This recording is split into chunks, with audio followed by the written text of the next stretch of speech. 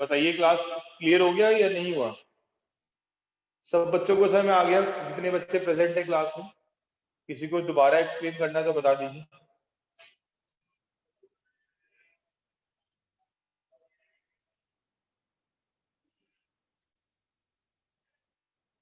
एक बार दोबारा बताना है हुकीज लॉ। देखिए दोबारा सुन लीजिए। मैंने सबसे पहले आपको इलास्टिक लिमिट बताया। इलास्टिक लिमिट क्या होता है? इलास्टिक लिमिट वो मैक्सिमम डिफॉर्मिंग फोर्स होती है जब तक तो बॉडी इलास्टिक रहती है, और उसके बाद वो क्या बन जाती है? प्लास्टिक बन जाती है। ठीक है, इलास्टिक लिमिट क्लियर हो गया। अब हुकीज लॉ क्या कहता है? हुकीज लॉ ये कहता है कि अगर हम इलास्टिक लिमिट की बात करते हैं, बस विद इन इलास्टिक लिमिट, तो जब तक हम इलास्टिक लिमिट की बात करते हैं तब तक जो स्ट्रेस होता है वो स्ट्रेन के डायरेक्टली प्रोपोर्शन होता है। अब सर ये कैसे? बहुत सिंपल है। जितना ज्यादा आप स्ट्रेस बढ़ाएंगे, स्ट्रेस का मतलब क्या था? Force upon area. अगर आप फोर्स ज्यादा लगाओगे तो वो ज्यादा खींचेगा, और फोर्स बढ़ाओगे तो वो और ज्यादा खींचेगा। ऐसा होगा या नहीं होगा? डायरेक्टली प्रोपोर्शन का मतलब क्या है कि अगर आप स्ट्रेस को बढ़ाएंगे तो स्ट्रेन भी क्या होगा? बढ़ेगा। तो इसलिए हम कहते हैं कि stress is directly proportional to strain. ठीक है, क्लियर? पहली वाली लाइन समझ में आ गई सबको?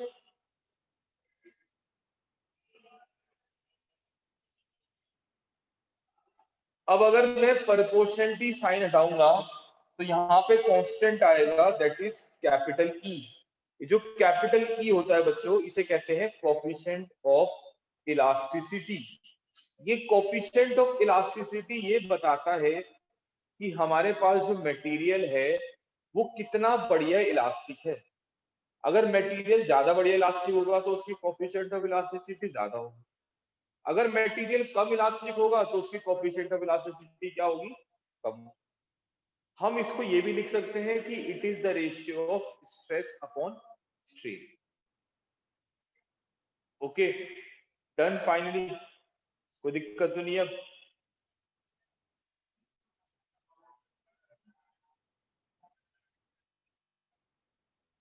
नोट कर लीजिए बेटा इसको सब जल्दी से, फिर मैं आगे पढ़ाऊंगा आपको।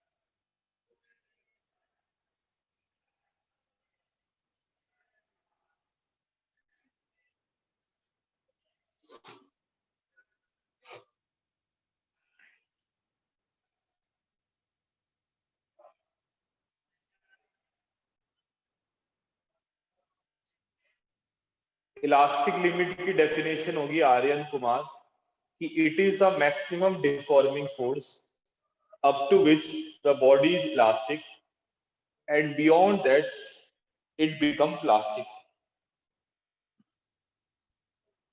ठीक है, चलिए इससे आगे डिस्कस करते हैं। इससे आगे हम देखते हैं जो ये कोफिशिएंट ऑफ इलास्टिसिटी है, इसकी जो यूनिट होगी वो स्ट्रेस के जैसी होगी। जो स्ट्रेस की यूनिट होगी वही कोफिशिएंट ऑफ इलास्टिसिटी की होगी, और स्ट्रेस की यूनिट होती है न्यूटन पर मीटर स्क्वायर। तो कोफिशिएंट ऑफ इलास्टिसिटी की यूनिट भी क्या हो गई? न्यूटन पर मीटर स्क्वायर। सेम, क्योंकि स्ट्रेन की तो कोई यूनिट होती नहीं है इस वजह से। ठीक है, चलिए अब आगे देखते हैं।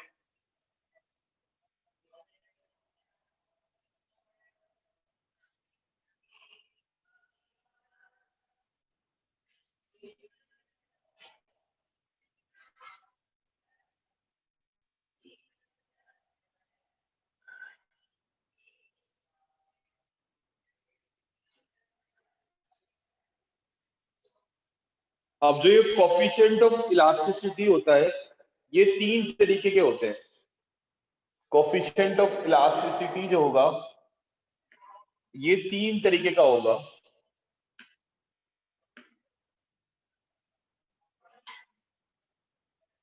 एक तो होता है Young modulus of elasticity, Young's modulus of elasticity. एक होता है बल्क मॉडुलस ऑफ इलास्टिसिटी, और एक होता है मॉडुलस ऑफ रिजिडिटी। क्या क्या नाम बताया मैंने? एक तो होता है Young's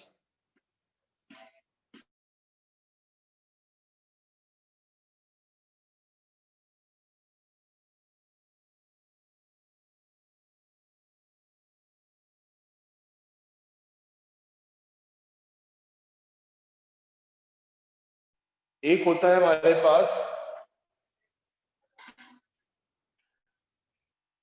bulk modulus of elasticity, ठीक है। और एक होता है हमारे पास मॉडुलस ऑफ रिजिडिटी।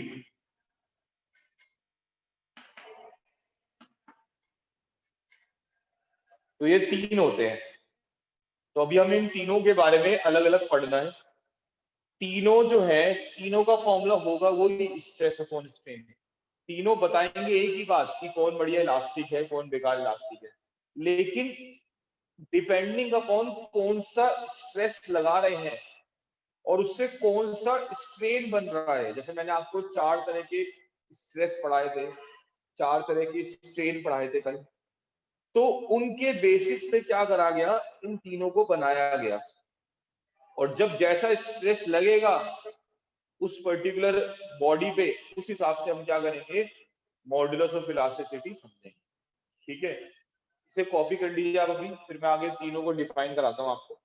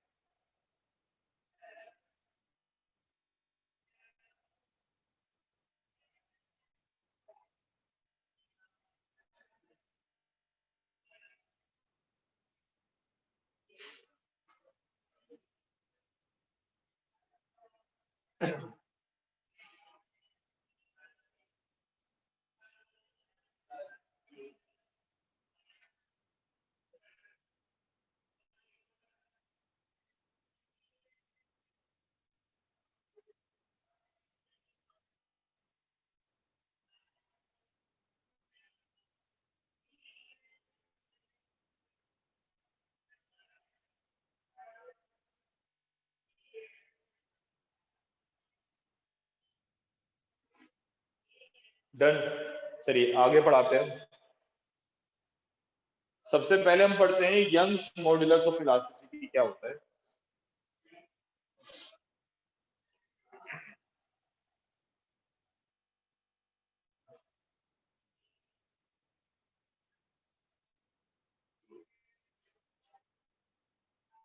सबसे पहले हम पढ़ेंगे यंग्स मॉडुलस ऑफ इलास्टिसिटी।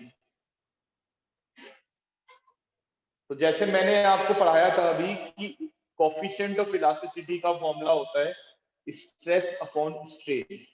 तो यंग्स मॉडुलस ऑफ इलास्टिसिटी के अंदर क्या होता है, it is the ratio of normal stress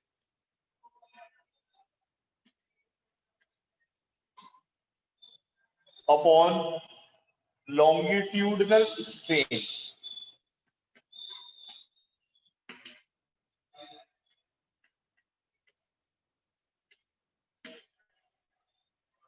normal stress को अगर आप लॉन्गिट्यूडनल स्ट्रेन से डिवाइड कर देंगे तो उस रेशियो को हम क्या बोलते हैं, यंग्स मॉडुलस ऑफ इलास्टिसिटी। ठीक है, मतलब स्ट्रेस कौन सा वाला आएगा, नॉर्मल स्ट्रेस। नॉर्मल स्ट्रेस याद है आपको, जहां पर डिफॉर्मिंग फोर्स कैसी लग रही थी, परपेंडिकुलर लग रही थी, उसको हमने नॉर्मल स्ट्रेस कहा था। फिर आता है लॉन्गिट्यूडनल स्ट्रेन, ठीक है, जो मैंने कल पढ़ाया था आपको, लॉन्गिट्यूडनल स्ट्रेन जो होता है, उसको अगर हम डिवाइड करेंगे इन दोनों को तो इसे हम बोलेंगे क्या, इसे हम बोलेंगे यंग मॉडुलस ऑफ इलास्टिसिटी। अब देखें कैसे करेंगे इसे हम आगे। सबसे पहले आप ये देखिए कि मैं इसको एक एग्जांपल लेके बता रहा हूं। सपोज करिए कि ये हमारे पास ये एक इलास्टिक मटेरियल की वायर है, ये एक इलास्टिक मटेरियल की वायर है, इसका क्रॉस सेक्शन एरिया ए है और इसकी लेंथ जो है वो एल है, ठीक है। आपने क्या करा, इसके ऊपर डिफॉर्मिंग फोर्स अप्लाई करी, और डिफॉर्मिंग फोर्स अप्लाई करने के बाद क्या हुआ, इसकी लेंथ में इंक्रीमेंट आ गया, इसकी लेंथ बढ़ गई डेल्टा, ठीक है। और ये जो फोर्स लग रही है, सपोज करिए ये फोर्स किसी वेट की वजह से लग रही है, हमने यहाँ कोई एम मास बांध दी है, उसका वेट लग रहा है डाउनवर्ड, और उस वेट की वजह से डिफॉर्मिंग फोर्स लग रही है। तो अगर हम सबसे पहले बात करते हैं नॉर्मल स्ट्रेस की, तो हम सब जानते हैं स्ट्रेस का फॉर्मूला क्या होता है, फोर्स अपॉन एरिया, तो एफ अपॉन ए। और लॉन्गिट्यूडनल स्ट्रेन का फॉर्मूला क्या होगा यहाँ पे, डेल्टा एल अपॉन एल, वो एल ऊपर चले जाएगा मल्टीप्लाई में, ठीक है। फोर्स को हम क्या लिख सकते हैं, M g, mass into gravity, L A into delta L. ये जो फोर्स है ना, यहाँ हमने इसे एम जी लिखा, यहाँ पे फोर्स हम कुछ और भी लिख सकते थे, वो डिपेंडिंग अपॉन करता है कि हम फोर्स कैसे लगा रहे हैं। जैसे हमने यहाँ वेट बांध दिया तो वेट फोर्स लगा रहा है, अगर हम किसी और तरीके से फोर्स लगाएंगे तो वो एफ रख देंगे यहाँ पे। रही बात एरिया, एरिया या तो गिवन होगा, अगर नहीं गिवन होगा तो हमें बता रखा होगा कि भाई ये किस शेप की वायर है, मान लो सिलेंड्रिकल शेप की वायर है, तो इसका एरिया जो काउंट करेंगे हम, नीचे से क्रॉस सेक्शनल एरिया काउंट करेंगे, पाई आर स्क्वायर, ओके। तो वहां से हम एरिया डिटरमाइन कर लेंगे, वो एरिया यहाँ आ जाएगा और इसे हम सॉल्व कर लेंगे। बेसिक फॉर्मूला वो वाला है, या ये कह सकते हो बेसिक फॉर्मूला, ठीक है। ये तो हमने इस पर्टिकुलर डेरिवेशन के लिए यूज कर लिया।